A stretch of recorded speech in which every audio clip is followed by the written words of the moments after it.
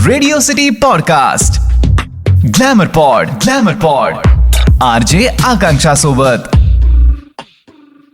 नमस्कार, मी आरजे आकांक्षा. स्वागत आहे तुमचं या पॉडकास्टमध्ये, ज्याचं नाव आहे ग्लॅमर पॉड. या पॉडकास्टमध्ये युजली आपण ज्या गप्पा मारणार आहोत त्या असतील लाईफस्टाईल, फॅशन आणि ब्युटी संदर्भातल्या. चला तर मग आजचा पॉडकास्ट सुरू करूयात.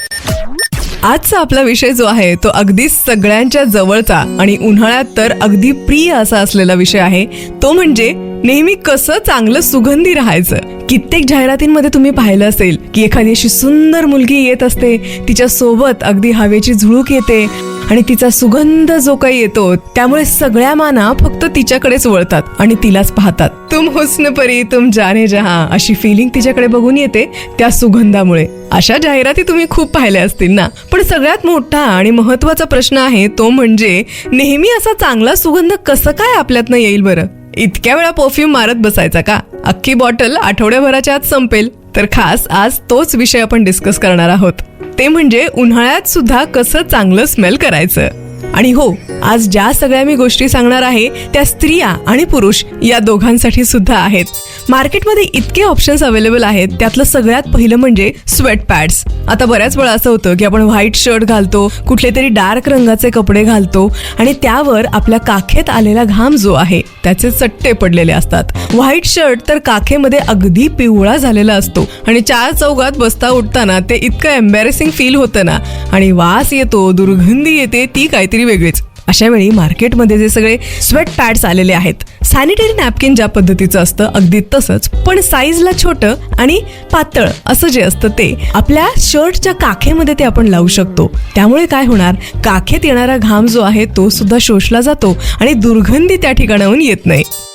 दुसरं म्हणजे अंडरआर्म वाइप्स असतात किंवा अंडरआर्म रोल-ऑन्स जे असतात ते असतात. आता अंडरआर्म वाइप्सचा उपयोग कसा तुम्ही करू शकता? बेसिकली जसे आपले स्किन वाइप्स असतात, वेट टिश्यूज असतात, तशाच पद्धतीचे हे अंडरआर्म रोल-ऑन्स सुद्धा असतात. एक टिश्यू बाहेर काढायचा, जिथे तुम्ही असाल तिथे वॉशरूम मध्ये जाऊन अंडरआर्म्स अगदी छान तुम्ही क्लीन करून घेऊ शकता, पुसून घेऊ शकता. आणि तोच सेम टिश्यू जो आहे तो दुसऱ्या बाजूनं कानाच्या मागून पुसून घ्यायचा, मानेवर पुसून घ्यायचा. अगदी फ्रेश फील होईल तुम्हाला. आणि हो, जो सगळा घाम आलेला आहे त्याच्या दुर्गंधी सकट तो घाम सुद्धा अगदी त्या वेट वाइप्स मध्ये ऍब्झॉर्ब होऊन जाईल आणि तुम्हाला पुन्हा एकदा एक छोटीशी आंघोळ केल्यासारखं वाटेल. अंडरआर्म रोल-ऑन्स हा एक वेगळाच चर्चेचा विषय. बऱ्याच लोकांचा असा गैरसमज आहे की असे रोल-ऑन्स वापरल्यामुळे आपले अंडरआर्म्स जे आहेत ते आणखी काळे होतात. तर असं बिलकुल नाही. गेल्या कित्येक वर्षांपासून असे खूप चांगले ब्रँड्स आलेले आहेत ज्याचे अंडरआर्म रोल-ऑन्स जे आहेत ते खूप चांगले आहेत, इफेक्टिव्ह आहेत.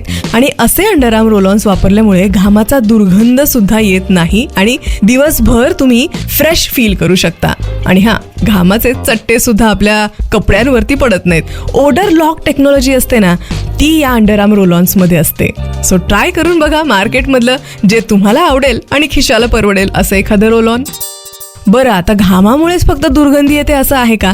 त्यासाठी भरपूर गोष्टी कारणीभूत ठरतात. त्यातला आणखीन एक गोष्ट म्हणजे आपलं स्कॅल्प, आपल्या डोक्याची जी त्वचा आहे ती सुद्धा.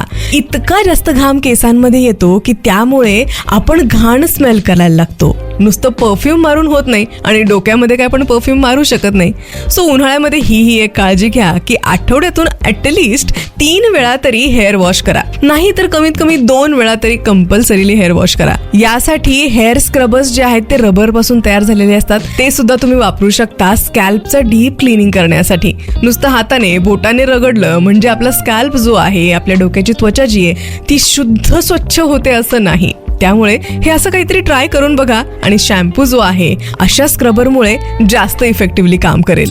आता दुर्गंधी येण्यासाठी आणखीन एक गोष्ट कारणीभूत ठरते, ती म्हणजे ओरल हेल्थ. बरोबर आहे, दिवसातून 2 वेळा ब्रश करायचा हे आपल्याला माहिती आहे, सकाळ आणि संध्याकाळ. पण मीनवाईल अशा काही गोष्टी सुद्धा तुम्ही करू शकता, जसं छोटंसं माउथ वॉशची बॉटल जी आहे ती सोबत कॅरी करा. एखादं ओरल मिंट जे असतात, छोटे छोटे गोळ्या ज्या असतात त्या तुम्ही सोबत कॅरी करू शकता. म्हणजे 4 चौघात जर का कुणाला कानात काही गोष्ट सांगण्याची वेळ पडली आणि आपण त्या व्यक्तीला कानात काहीतरी सांगायला लागलो तर आपल्या तोंडात न येणाऱ्या दुर्गंधीमुळे आपलं इम्प्रेशन टाय फिस होणार नाही. आणि या काही गोष्टींची काळजी घ्या आणि उन्हाळ्यात सुद्धा छान फुलांच्या बागेत गेल्यासारखं स्मेल करा. तुम्ही ऐकत होतात आरजे आकांक्षाला ग्लॅमर पॉड नावाच्या या पॉडकास्ट मध्ये. आणि हा जर का पॉडकास्ट तुम्हाला हेल्पफुल वाटला असेल, तुम्हाला उपयोगी वाटला असेल, तर नक्की आरजे आकांक्षा 07 फॉलो करून मला सांगा. आणि आणखी कुठले विषय मी घेऊ शकते ज्याबद्दल तुम्हाला माहिती हवी आहे ते सुद्धा मला सजेस्ट करा. भेटूयात पुढच्या आठवड्यामध्ये आणखी नवीन विषय घेऊन आपल्या पॉडकास्ट ग्लॅमर पॉड मध्ये.